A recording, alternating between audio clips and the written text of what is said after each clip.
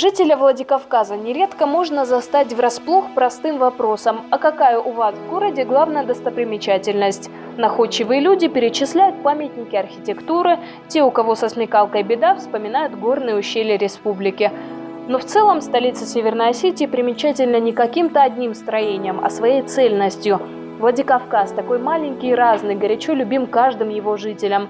И все же мы решили узнать, что, по мнению подписчиков Осетия Ньюс, является главной визитной карточкой города.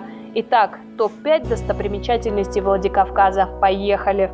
На 5-м месте церковь Рождества Пресвятой Богородицы, более известная как Осетинская церковь. Была основана в далеком 1812 году во Владикавказской крепости, а через 11 лет она обрела современный вид в каменном обличии. Церковь является единственным сохранившимся зданием из тех, что были на территории крепости. В советские годы в ней функционировал литературный музей имени Костахи Тагурова. Верующим здание было возвращено в 1993 году. Несколько лет назад Осетинская церковь начала уходить под землю, но не из-за грешности горожан, а из-за особенностей расположения на горке. На сегодня здание укреплено со всех сторон, и ему ничего не угрожает. На 4-е место наши подписчики поставили мечеть Мухтарова, или просто суннитскую мечеть. Строительство религиозного здания началось в 1900 году и завершилось 8 лет спустя. Главным архитектором мечети был поляк Иосиф Плошка. Именем Мухтарова мечеть называют по той причине, что большую часть средств на ее строительство выделил именно он, бывший в те годы крупным нефтепромышленником. В 1934 году мечеть была под угрозой уничтожения по приказу городского совета, но усилиями татарской диаспоры здание сохранили. В советские годы в нем располагался краеведческий музей. В 1996 году рядом с мечетью произошел взрыв, повредивший здание. Восстановительные работы ведутся уже несколько лет. Когда-нибудь закончат. На 3-м месте не одно здание или памятник, а целая улица. Главная пешеходная артерия города – проспект Мира. Небольшой по протяженности, чуть более километра, но любимый всеми жителями и гостями Владикавказа. Здания на проспекте сохранили свой первозданный облик 19 века, а уютная аллея по центру – излюбленное место для прогулок горожан любого возраста.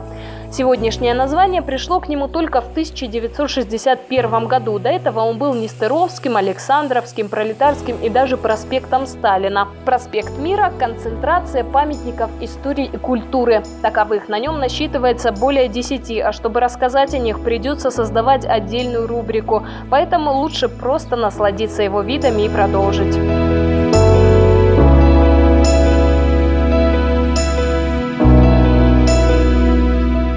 Вторую строчку нашего рейтинга занимает памятник великому полководцу Иссе Плиеву. Расположенный на площади Плиева монумент сразу же полюбился горожанам. Он был установлен в 1997 году. Его авторы – Тотьев и Ходов. Бронзовый памятник установлен на высоком постаменте, а лошадь буквально рвется с места. Дважды Герой Советского Союза Исса Плиев известен каждому жителю Владикавказа. Сам памятник в народе по-доброму называют «Бэтмен».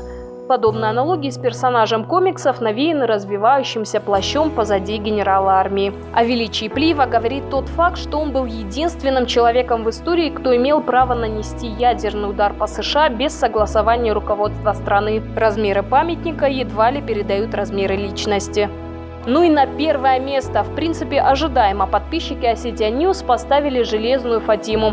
Стела на въезде в город со стороны Беслана по праву считается главным символом Владикавказа, и наше голосование лишний раз тому подтверждение. На самом деле Фатима – это символ богини-матери, дающей всем свет. О самой стеле известно очень мало. Установили ее еще в 70-х годах, а автором стал Борис Тотьев. Примечателен тот факт, что изначально у Фатимы был род, однако еще в 80-х годах он пропал, и символ Владикавказа приобрела более задумчивое выражение лица. К сожалению, нынче состояние Фатимы удручает, но есть надежда на то, что городские власти приведут свой символ в порядок в ближайшее время. На сегодня у нас все. Это была рубрика ТОП-5. До новых встреч!